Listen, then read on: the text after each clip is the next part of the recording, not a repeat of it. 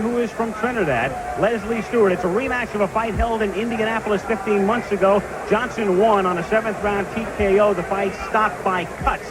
Now, today it is Leslie Stewart out of Indianapolis and home. Here in Port of Spain, he was born in Trinidad, and he will try to win the WBA light heavyweight crown from a man who has to go on the road all the way to Trinidad from Indianapolis. And I suppose it's an appropriate weekend to feature a man from Indy, because tomorrow, one of the classic American sports events, the Indianapolis 500, will be taking place there. And our man at the Speedway today is Al Troutwig. Al, the Indianapolis connection for your fight is quite clear. With the big race tomorrow, guess what grabbed the top page headline at the sports page today in Indianapolis? That's right, Marvin Johnson and Leslie Stewart. Meanwhile, I am on pit road. Moments ago, the final touches being put on the 248 gallons of fuel for tomorrow's race. This has been an exciting month leading up to the Indy 500. We'll have a report on Wide World of Sports today.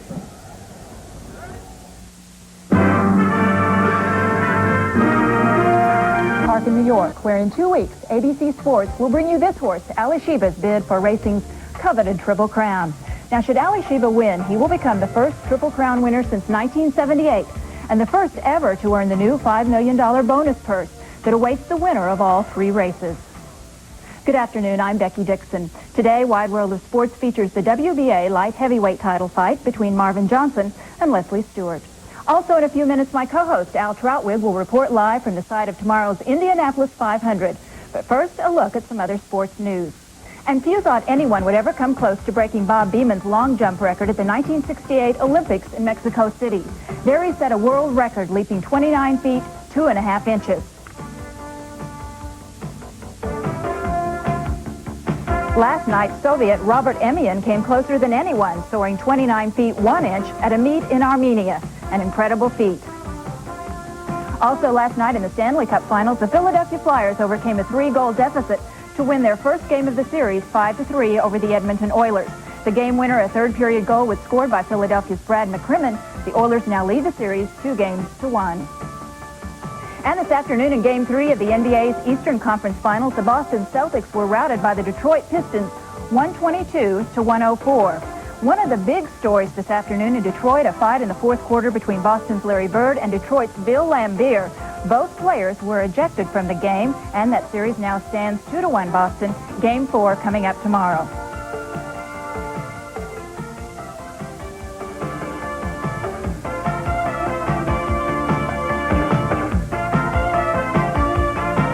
That this afternoon in Detroit. But of course, the big sports story this Memorial Day weekend takes place, as always, at the Indianapolis Motor Speedway. Tomorrow it's the 71st running of the Indianapolis 500, with ABC Sports live coverage beginning at 11 a.m. Eastern. My co-host, Al Troutwig, will be there for the telecast, and he's there now standing by live. Al, good afternoon. Becky, good afternoon, and am I looking forward to tomorrow, that's for sure. But first, in light of what happened at last year's race, let me tell you that the weather forecast for tomorrow's 71st running of this great race is very, very good. There is also a lot more apprehension going into tomorrow's race than there has been in a couple of years. A lot of crashes during the month, which only underscored the fact that the Indy 500 is not a day-long event, it is a month-long event. 23 days before the great race, they came to Indy. Hoyt would start his 30th consecutive 500 at 52. Johnny Rutherford himself, a 3-time winner. The glamour boy, Danny Sullivan, 85's champion. Altogether, a record 9 former champs would make the grid, including the defender and a man named Mario. The next day, they got down to the business at hand. Rookie Ludwig Heimrath was the first on the track for 87, and Michael Andretti took the fastest first-day ride ever, 210. 3 weeks to go, and the drivers help out with a Special Olympics. This buoyant scene in stark contrast to Pancho Carter's frightening mishap at day's end. It would be the first of many, as Pancho's last line of defense, his helmet, saves his life. 19 days before the race, stories are starting to develop. Mario unofficially goes faster than anyone ever at Indy. Incidents, as they are known, are occurring with alarming frequency. The issues of contemporary society don't avoid Indy. And again, Danny Ungaias finds trouble at the Brickyard. And as a result, 3-time winner Al Unser Sr. finds a ride. 15 days before the race. The first day of qualifying, and Mario takes the pole. But it's a long month, and he's been there before. Built up is so long, and every morning you wake up, another day to work toward, another day to work toward. I feel happy, I feel sad, I feel happy. You just go through all these peaks and valleys throughout. Finally, D-Day, boom, fate just strikes, you're out. It's the most empty feeling you could ever imagine.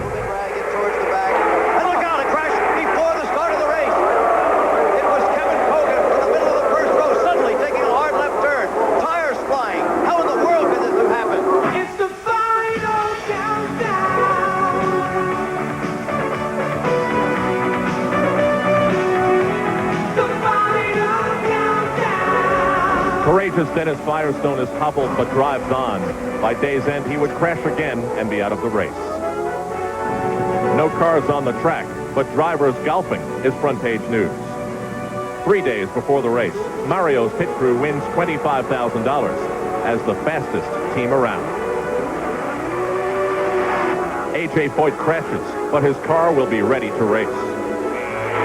Emerson Fittipaldi's won't be.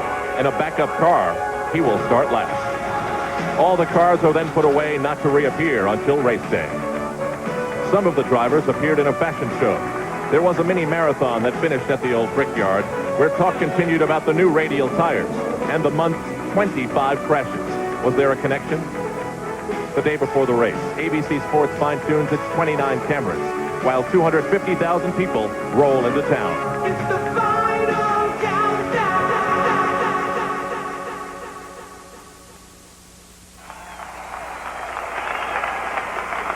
Gentlemen, start your engines. Those are just some of the brief little facts that have led up to tomorrow's running of the Indianapolis 500. Some of them need a little amplification, and to do that, we have along with us Jim Lampley, who will call the race tomorrow on ABC Sports, and Sam Posey and Bobby Unser, who both know what it's like to run this track. Gentlemen? Well, Al, thanks. This is a last chance for a little personal reflection for me, and I just wanted to point out that my first real affection for this form of racing was an instinctive liking 22 years ago for a rookie race car driver named Mario Andretti. So fast, so charismatic. The great story of an immigrant boy become a star driver, and although there's a lot of uncertainty, and I'm disciplined to personal objectivity tomorrow, I know there are millions of race fans who are hoping that Mario Andretti, after the long string of bad luck, will get just a fair shot here tomorrow, and certainly I empathize with them. Of course, Bobby Unser will be hoping for a fair shot for two family members of his own in the race, and Bobby, this weekend has been made a little more difficult for you as your son Robbie broke his leg in an accident at the fairgrounds here last night. We'll be thinking of him this weekend, but I know that during the race, you're going to be thinking of Al Sr. and Al Jr. Well, we definitely have two Unsers in the race, Jim, and I talked to little Al last night. He came down visiting in the hospital, and he said that his car feels good. In fact, he said he wishes that they would have run Thursday, Carburation Day. Big Al, I talked to on the phone last night. He said he is ready. The car feels good. He hopes it's cool, just like today. If it's that way, I think the Unsers will be accounted for, and maybe give Mario a good race. Well, of course, every driver wants to feel confident going into the race, but as Al Trautwig's already pointed out, Sam, maybe more uncertainty than at any time in recent years. Well, exactly. I mean, the story of the month really has been the crashes, and it's not just that there have been so many of them, 25, or that a few of them have been so severe, putting Jim Crawford and Dennis Firestone and Johnny Parsons in the hospital. It's that many of these crashes have gone without a convincing explanation for why they occurred. That's the problem.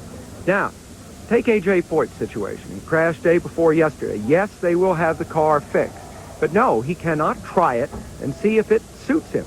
He will have to make the start from the inside of the second row in fourth position in front of most of the cars in a car he has absolutely no certainty is going to feel right underneath him.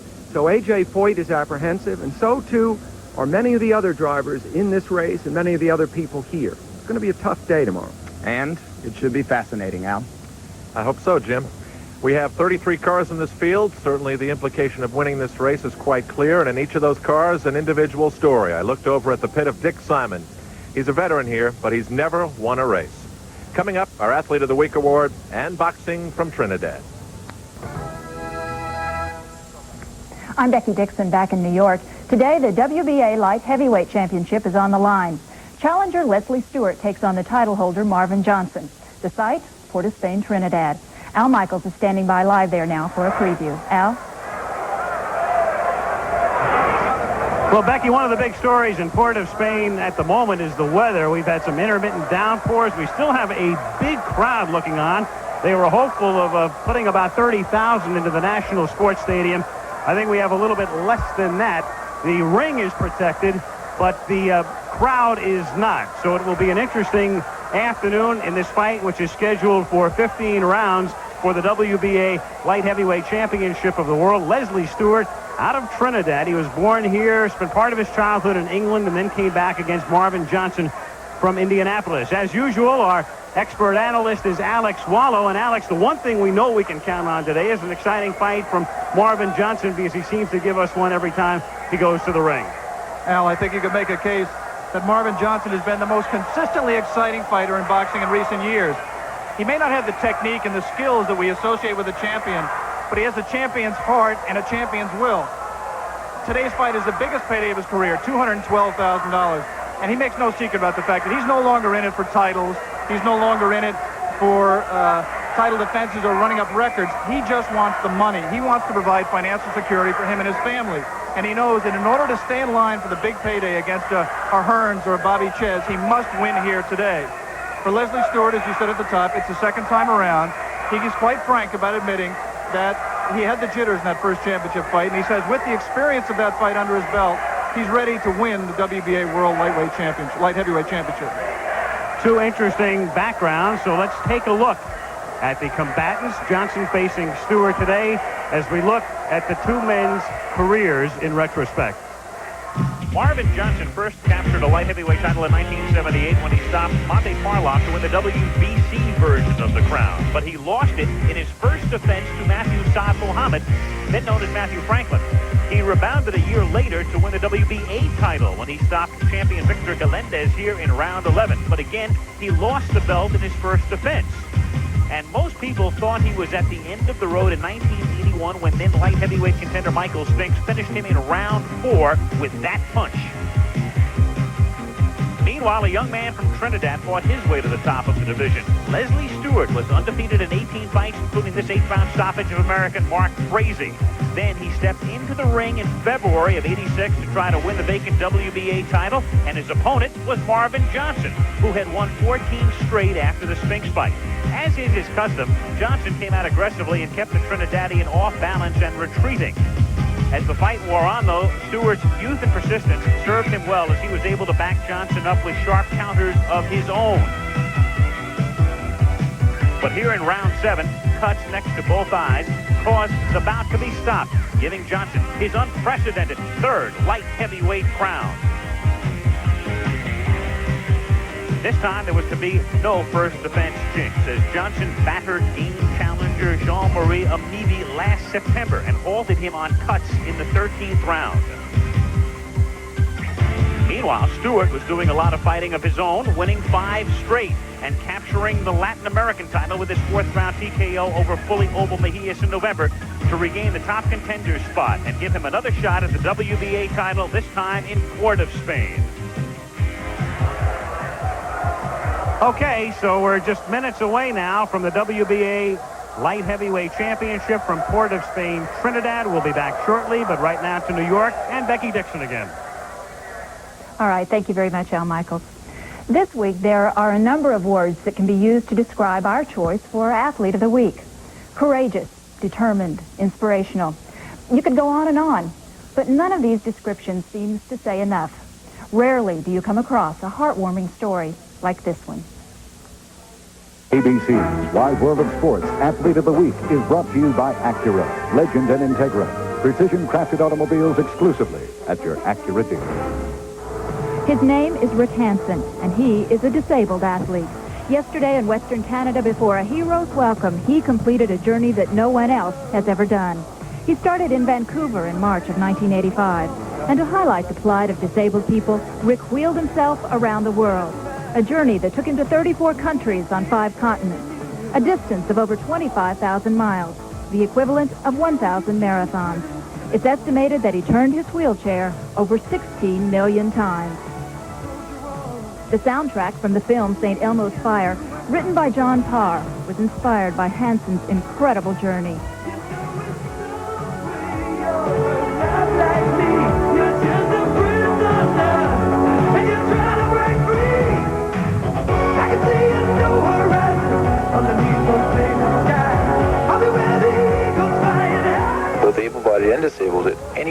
reach for and realize their dreams in life, whether they have handicaps or not. Last night on the ABC News program Nightline, Hansen spoke with Ted Koppel about his accomplishments. The dream started with friends and family, just working real hard together, persevering. We had a lot of obstacles and setbacks in the beginning, but all I can say is the impact, the results, the good things that have happened as a result of the tour have been more than worth it along the way, and so that would cause me not to hesitate one bit to start it all again. There must have been times when you came to the end of a day and just said, oh, no. That's right, actually. 40-mile-an-hour headwinds, pouring rain, sleet, snow. I said to myself, I can't believe the second day on the road and I'm already injured, and we've still got so far to go. I felt like a boxer the first round down on the canvas 15 times, still trying to go another 14 rounds. So, yeah, it was psychologically difficult, and it was almost at a time there where it was hour to hour whether we could continue on without an extended period of rest in order to allow me to recover from these injuries. Rick Hansen, an extraordinary man, is being honored today in front of 60,000 people in his hometown, Vancouver, British Columbia.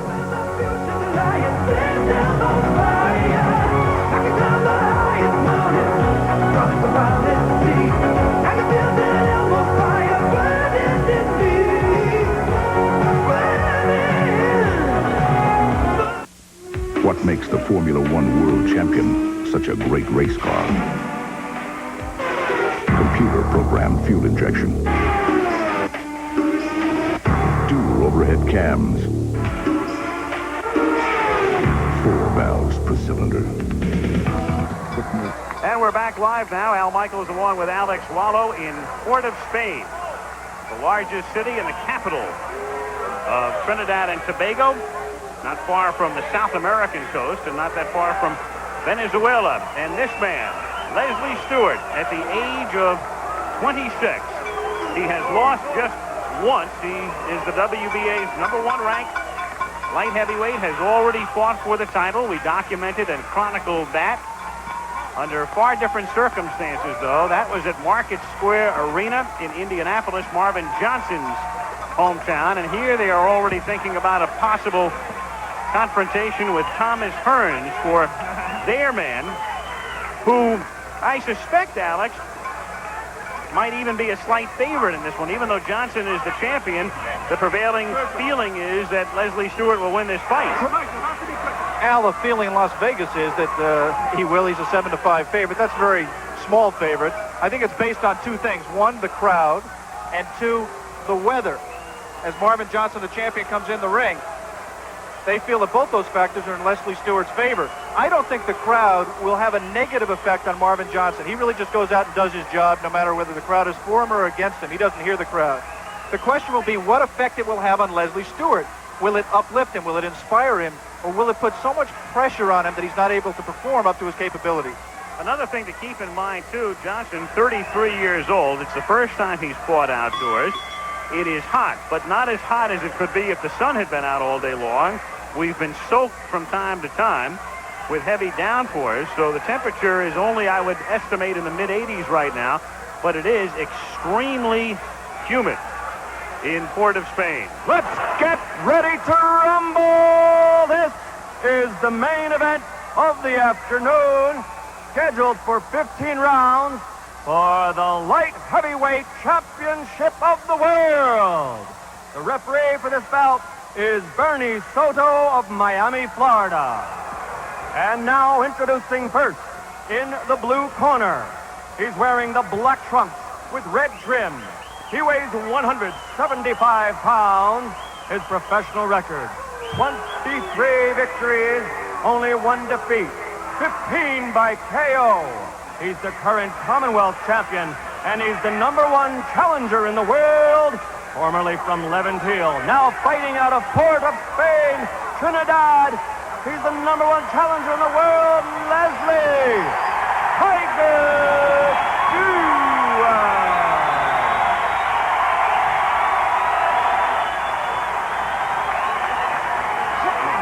And in the red corner, wearing white trunks with lavender trim, also weighing 175 pounds from Indianapolis, Indiana in the United States. One of the best professional records going, 43 victories, only 5 defeats, 35 KOs. He's a 3-time world champion, the current light heavyweight champion of the world, Marvin Pop Johnson.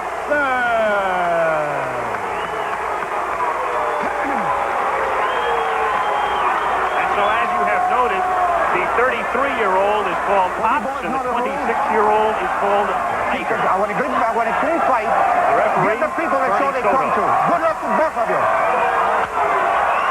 Bernie Soto of the United States. The 3 judges are from Panama, Venezuela, and Puerto Rico. There is the tail of the tape. Stewart this morning weighed in at 177.5, so he had to shed 2.5 pounds between the time of the weigh-in, originally at 7 o'clock in the morning, and by the time he was able to get down to the limit. So here we go, scheduled for 15, though it would be shocking if it went that far. And Johnson, per usual, out aggressively and swarmingly. And backed up by Stewart and hurt. But Stewart countering. Unlike the Indianapolis fight where it was all Johnson in round 1, Stewart ready for him, countering, good right hand. Johnson seeking and probing and walking into punch after punch from Stewart, who is uppercutting. Marvin is in some danger here in the first round already. Marvin Johnson's style has never changed. He comes out and throws punches right from the opening bell, and this time Leslie Stewart was ready. And the assault from Stewart. Johnson, and he has to watch that head, or Stewart really does too, because it was Stewart who felt that butts led to the cuts, which cost Stewart the last fight. And also in the last fight, Al, Leslie Stewart let Marvin off the hook in the 3rd round when he had him hurt. He said he would not do that this time. When he got Marvin hurt, when Marvin got tired, he was going to jump right on him. And that is what he is doing and has done throughout the first round. Johnson appearing slightly wobbly. Leslie looking to pick his shots. He's not letting his hands go the way you might expect him to do. You notice Marvin Johnson has no ability to hold. He doesn't know how to survive in this situation, how to clinch. And he just took a good left followed by a right, and he's trying to clinch. He's trying to hold on. Warning from the referee, Bernie Soto. The exact antithesis of their first fight in Indianapolis, when Johnson dominated and controlled and took Stewart up in round 1. Good right, followed by a left. And again, Johnson very wobbly. Johnson taking a lot of punishment, nearly going down. His knees beginning to buckle. And the totally assault from Stewart. And totally unable to hold on, Al. He doesn't know how to clinch. And he can't get his hands up. Down he goes. The ring is also slippery because of the rain. Down he goes on a wet spot, but he was going down anyway. He takes the mandatory 8. Referee, the 3 knockdown rule is in effect. If he goes down 3 times, this one is over. Half a minute to go in round 1.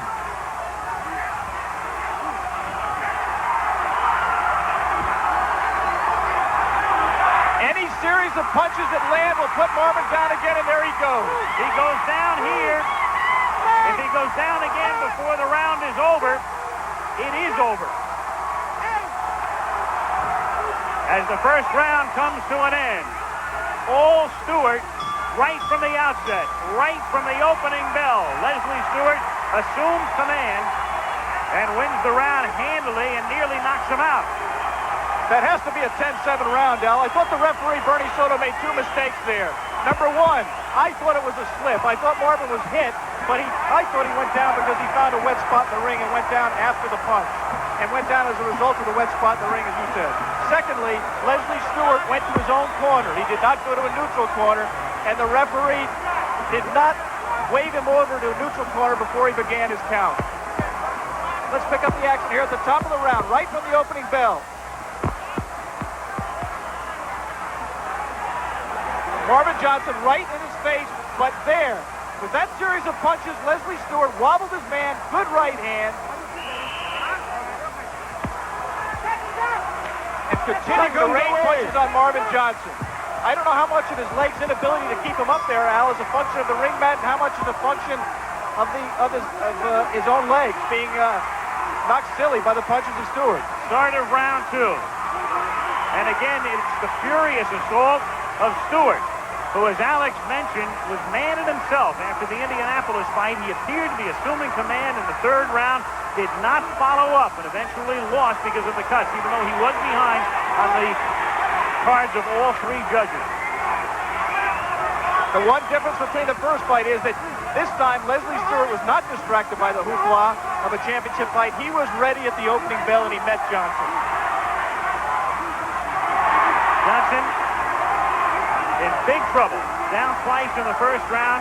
In big trouble in a lot of ways, too, because his stamina has been questioned in the past. And this one's scheduled for 15, and normally it's Johnson who gets off to the accelerated start and the good start and wins his fights early. Here again, Leslie Stewart making the mistake he made in the first fight, laying on the ropes. He isn't going to score. He can't score countering off the ropes. He likes to do that, but it gives Johnson too much punching opportunity. Johnson takes a right followed by a wicked left hand. He's hurt again. He staggers. Another glancing right hand.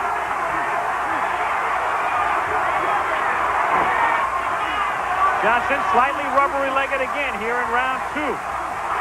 Another good right hand. Johnson has a ton of problems here. He's got Stewart moving, not giving him a target. And he's got, every time he does set his feet to throw punches, Stewart's letting his hands go and catching with hard, damaging punches. Stewart working on the body. Johnson with a decent left uppercut, the resilient one, the resourceful Marvin Johnson, the left-hander at the age of 33, mounting his own attack here in round 2 and backing Stewart up. Behind us, J. Russell Peltz, the promoter associated with the champion Marvin Johnson, yelling, "Forward, Marvin, get off, get off." Marvin Johnson must come forward. He cannot fight at all backing up. And he's trying to do just what Russell says. Nothing on that punch, just arm punches at this point. Johnson noted for a great left hand and not much of a right jab, more of a probing right jab than anything. Leslie Stewart has thrown a number of low blows that landed him on Marvin Johnson, has not yet been warned by the referee.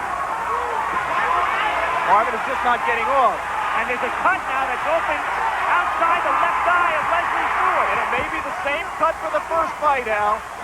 Leslie said he learned his lesson from the first fight. He wasn't going to get his head in range of Marvin's head, which did all the damage, I felt, in the 2 cuts that were open in the first fight. But in his anxiousness to knock out Marvin, he's let it happen. So the cut, blood coming now from the outside of Stewart's left eye as the 2nd round climax. Live from Trinidad, the first time ABC's Wide World of Sports has come to you from this Caribbean island nation. It is Leslie Stewart on the right, the challenger, Marvin Johnson in the white trunks.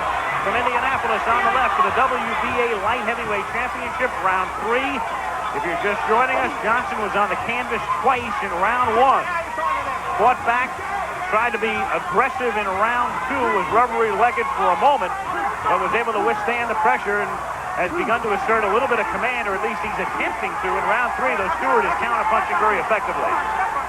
Another difference from the first fight, Al, is the fact that Leslie Stewart has an outstanding cut man in his corner. Eddie Eliano out of Philadelphia has a new trainer, Sam Solomon, and a new cut man. Those cuts he had in the first fight were not particularly bad, but the trainer in his corner then couldn't stop them. Now he's got a man who can do the job. If Leslie helps him by not getting his head in there in contact with Marvin. If you're hearing, by the way, what you think is a percussion instrument in your backyard, it's coming from the rear of the stadium here in Port of Spain, in Trinidad, where the steel drum was invented. And Johnson right there being cautioned about using his head.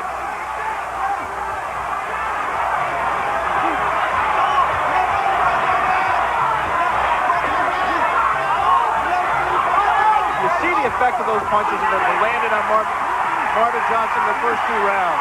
He just is not getting off with any kind of power. Stewart slipping a little bit there on the rope. Good left off the rope by Stewart. Like to alert our local stations along the line, the take a station break at the end of this round, the third in Port of Spain. Johnson momentarily losing his balance and regaining it, but taking some punishment here.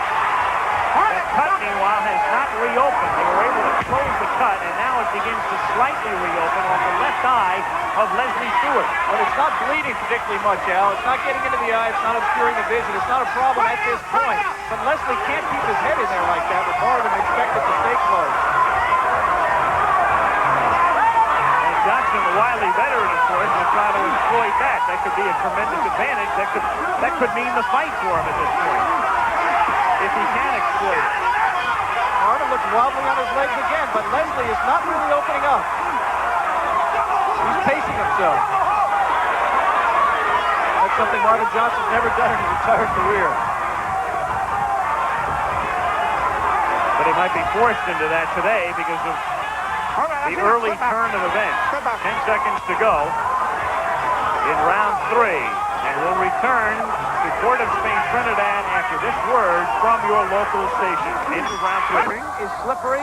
It's protected by a canvas, but there are leaks. If you joined us late, Marvin Johnson in the white trunks defending his crown, down twice in the first round. In what Alex said might be a 10-7 and certainly a 10-8 round, but fighting back and trying to be the aggressor here at the outset of round 4, missing with that wild left followed by the right.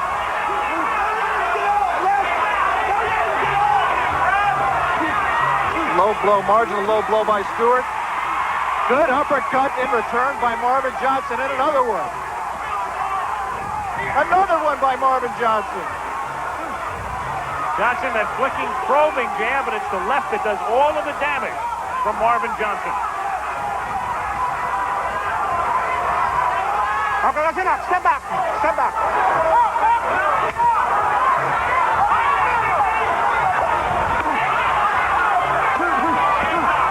Good work underneath there by Leslie Stewart. You can see Johnson doubling over. Yeah.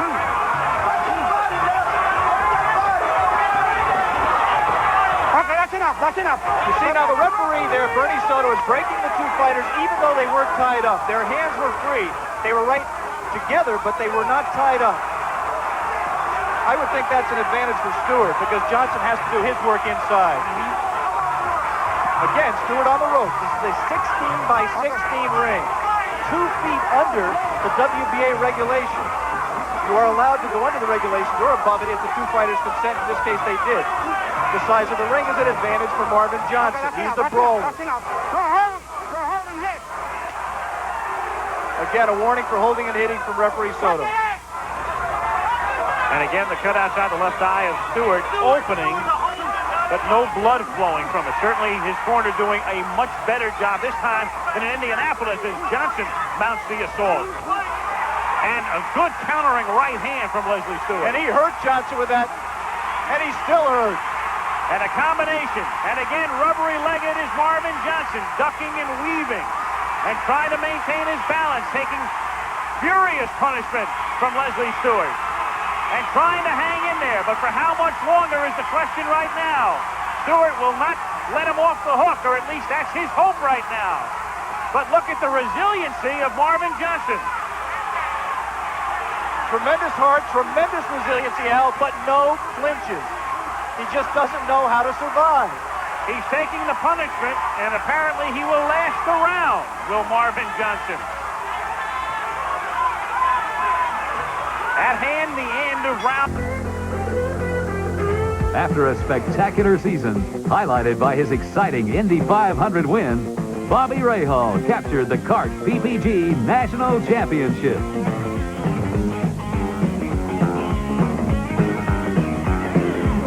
Budweiser and Bobby Rahal are the year's winningest team in Indy car racing. Racing fans, this Bud's for you.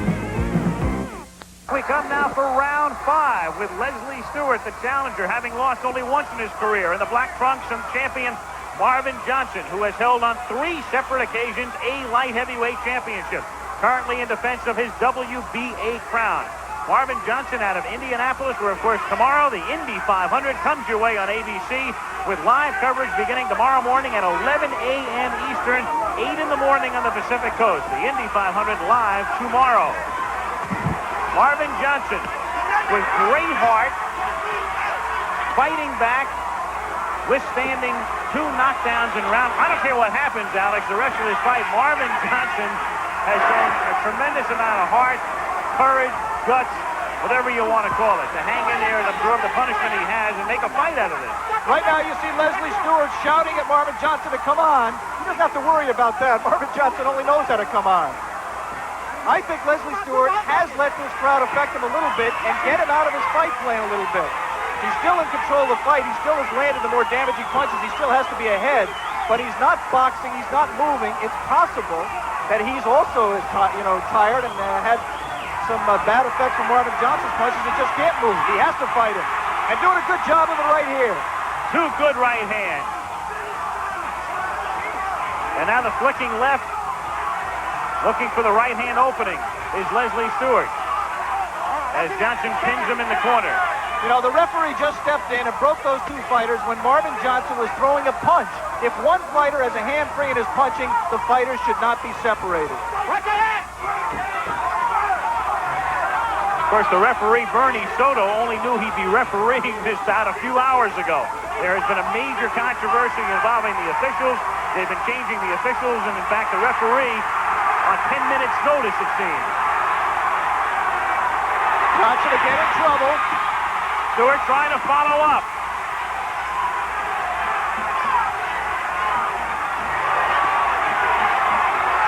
There is just nothing but guts and conditioning holding Marvin Johnson up right now, Al. And at the age of 33, and that's oddly the one thing that's always been questioned about Marvin Johnson's stamina, staying power. But here he is absorbing all of this punishment and 2 knockdowns in round 5. You know, it's an amazing thing. Both fighters have been holding with one hand and punching with the other. There's no question that Marvin Johnson just did it there. But Leslie Stewart has done it at least twice this round also and was never warned by Bernie Soto.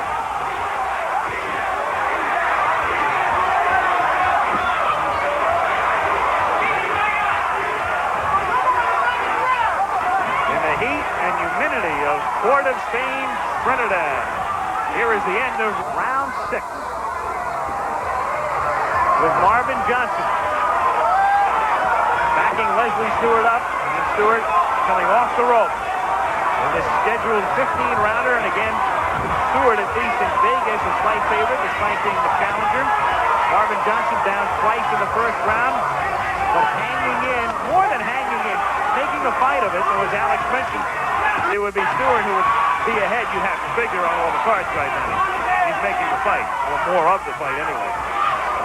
It's possible that Leslie's more tired than he looks. He just allows Marvin in the opening seconds of here in the 6th round to throw punches without firing back at all himself. Maybe he's just waiting for Marvin to tire himself out and then come on with punches of his own.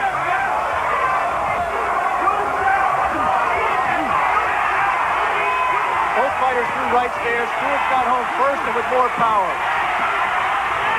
Did more damage. Stewart working underneath. In comes up top. 2 good lefts to the head by Leslie Stewart. Step back.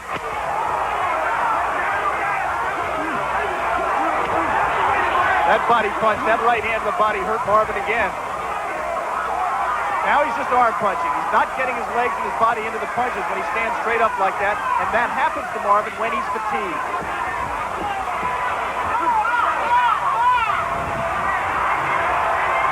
Marvin is fatigued.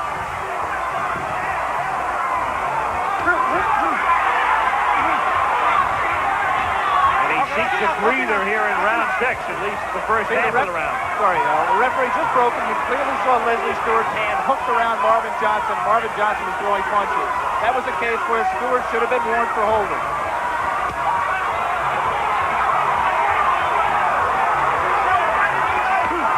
Stewart again working underneath and working effectively underneath.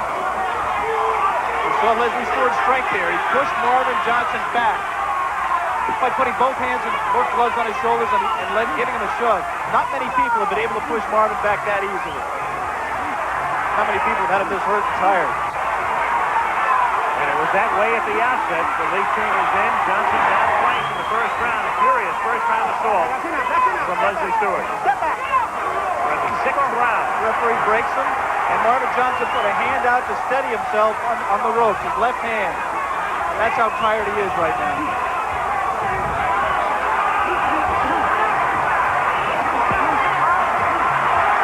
Again, they both go right, and Stewart's is there quicker and with more power. Marvin can't stand there and let Leslie throw punches. He has to let his hands go.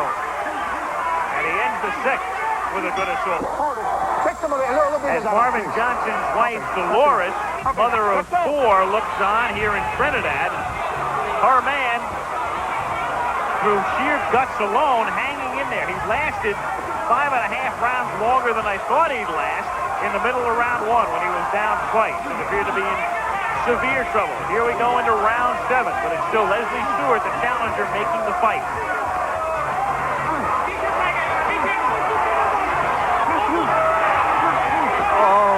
Damaging blows to the body again. And nothing from referee Bernie Soto. Marvin doubling over. Both fighters, I think, Al, are cut in the mouth. They're both, you see blood in both their mouthpieces. And then cut that opened up early on outside the left eye of Leslie Stewart. They have done good work on it. Eddie Aliano is working on the cuts here. And a significant difference between here in Indianapolis with 2 cuts, 4 stoppage of the fight. Okay, that's enough. See, now that's wrong. There was no clinch there. There were 2 fighters standing there throwing punches. They paused in throwing their punches, but they hadn't clinched. And the referee should let them work. Well, at least he's been consistent.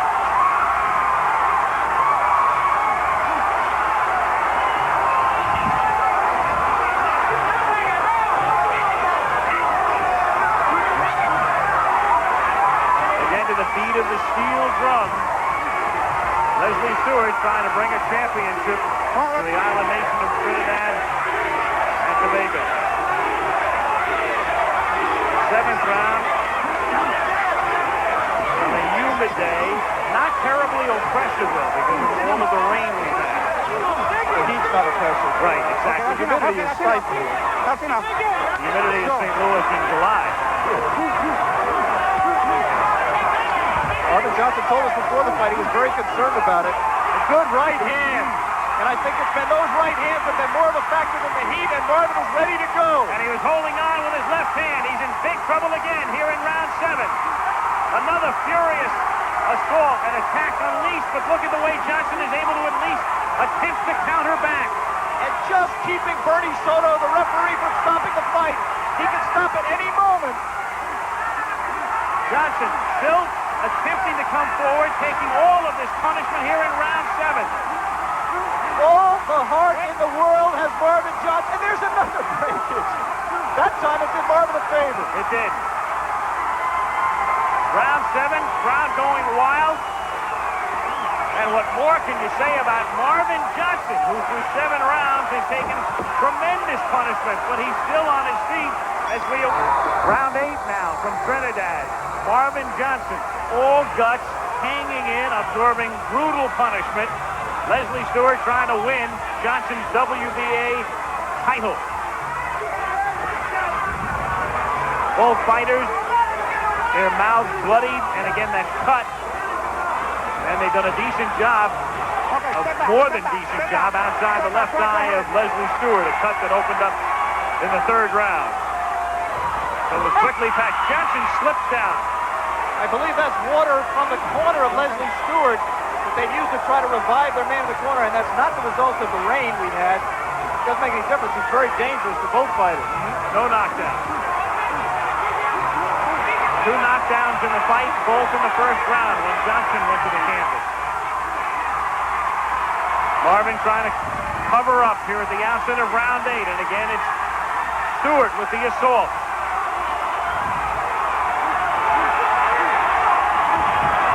They got to stop this fight soon, Al.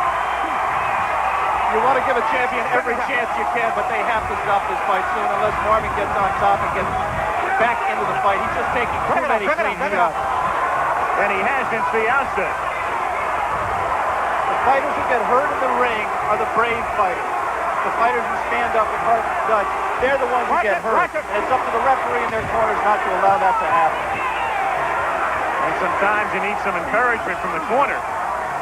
Because can't the referee be sort of swayed by the determination shown by a fighter? Well, I can say that Champ Chaney, who has a deep, deep relationship with Marvin Johnson, has the towel in his hand. He's sitting with Marvin's brother, Hank Johnson. And they're looking at the fight, and I believe Champ Chaney will throw the towel in. Even though it's not allowed in a championship fight, he'll throw that towel in if his man gets in trouble again in this round or in the rest of the fight. For our local stations, you'll have a break coming at the end of this round. 8th round action. Johnson still moving forward, but absorbing all of the punishment underneath the uppercutting from Leslie Stewart.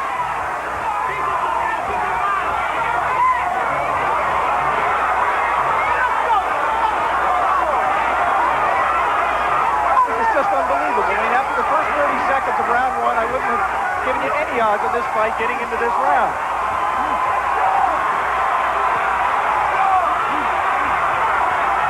15 seconds remaining in round 8. Marvin Johnson still hanging in. And will return to Port of Spain, Trinidad after this from your local station. As we come back to Port of Spain, Trinidad, the referee, Bernie Soto, has stopped this fight. A look at Marvin Johnson, took a real close look in Marvin Johnson's corner and decided to stop it. Even though Johnson had indicated he could continue, he had just absorbed so much punishment, he had shown so much heart, so much in the way of courage and all of the rest, but enough was enough. And there was little doubt that it was Stewart dominating the fight, and the referee, and we think wisely so, decided that that should be it. Marvin Johnson had nothing more to prove. He proved plenty today by hanging in a lot longer than anybody had any reason to expect. And he relinquishes his crown here following the 8th round in Port of Spain. The WBA light heavyweight champion of the world, the new light heavyweight champion of the world, is Leslie Stewart. Born in Trinidad, moved during his youth to England, and back here, has fought out of Fort Lauderdale, Florida as well, but he is back in what truly is home, and he has done it before the home folks. Alex Wallo attempting to make his way through that mob scene in Port of Spain, into the ring. And hopefully, and eventually, we will have a word with the new champion. But it will be, as you can see, at least a minute or two. And so we will return to Trinidad very shortly, but right now, it's on to New York.